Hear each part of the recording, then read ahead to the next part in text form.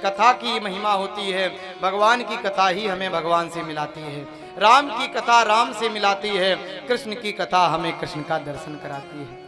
और शिव जी जैसे कथा सुनकर के निकले वैसे राम जी का दर्शन हो गया। भगवान लीला कर रहे थे तो शिव जी ने दूर से ही जय सच्चिदानंद जग पावन अस कही चले मनोज प्रणाम करके चले। और जैसे राम जी को प्रणाम करते शिव जी को देखा सती मैया ने, तो अब सती मैया के मन में और शंका आ गई। कथा तो सुनी नहीं, अगर कथा सुनती राम कथा सुंदर करतारी संशय विहंग उड़ावन हारी। तो मैया ने कथा सुनी नहीं तो शंका आ गई।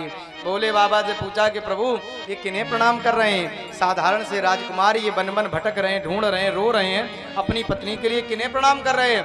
भोले बाबा ने कहा कि अरे देवी सती, ये कोई और नहीं है, जिनकी कथा अभी अभी हम लोग सुन करके आ रहे, वही भगवान सच्चिदानंद।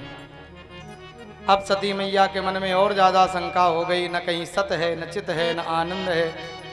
रो रहे हैं। अगर सत होता तो जान लेते मेरी पत्नी कहाँ है, चित होता तो ज्ञान होता, स्वयं पता चल जाता, और आनंद में होते तो रोते, ऐसे क्यों बिलखते घूमते?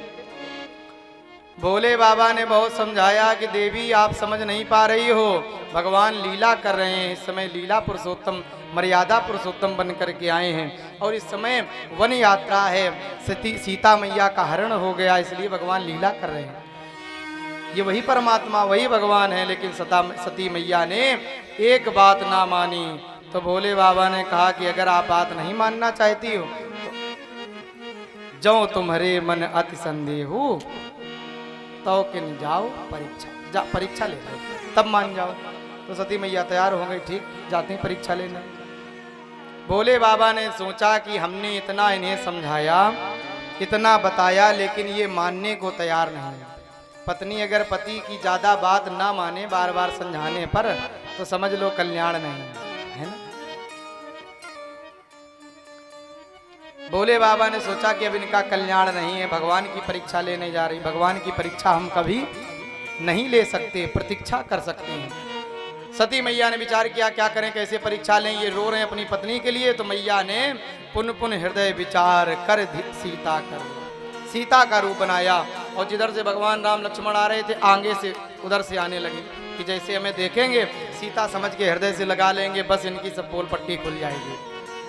राम जी ने दूर से सीता मैया सती मैया को आते देखा, अच्छा देवी सती ने सीता का रूप बनाया है, जान गए। और जैसे सती मैया पास आई, मैया को लगा अभी हमें बोलेंगे अरे सीता कहाँ चली गई थी, ऐसे व्याकुल होकर के अभी हमसे मिलेंगे।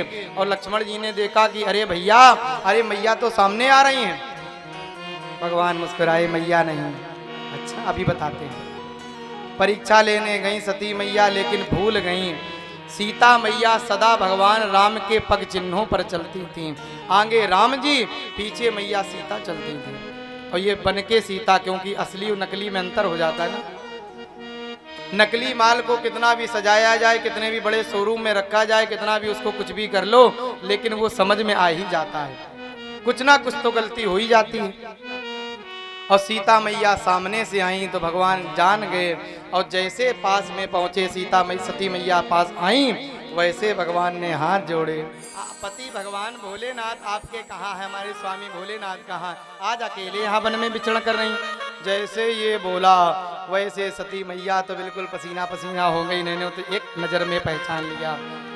वैसे सती मैया इधर भागने लगी तो भगवान राम लक्ष्मण का दर्शन हुआ। इधर देखा तो उधर राम जानकी लक्ष्मण जी जिधर भागती हैं, चारों तरफ भगवान सीताराम परिवार का दर्शन होता है। घबरा करके नेत्र बंद कर लिए, भगवान ने माया समेटी। सती मैया वापस आई। भगवान भोलेनाथ ने पूछा कि देवी क्या परीक्षा ले आई, जान देख समझ लिया कौन है, भगवान है कि साधारण राजकुमार है? तो अब की बार मैया ने बड़ी गलती कर दी, जो सबसे ज्यादा माताएं करती हैं, है ना। सबसे ज्यादा माताएं क्या करती हैं, अपने पति से झूठ बहुत बोलती हैं। कोई भी बात होगी उन्हें लगता है कि ये सब जान ही नहीं पा रहे हैं। तो आ करके सती मैया ने झूठ बोल दिया, कोई परीक्षा नहीं ली। जैसे आपने प्रणाम किया तो वैसे हमने प्रणाम करके चले आए।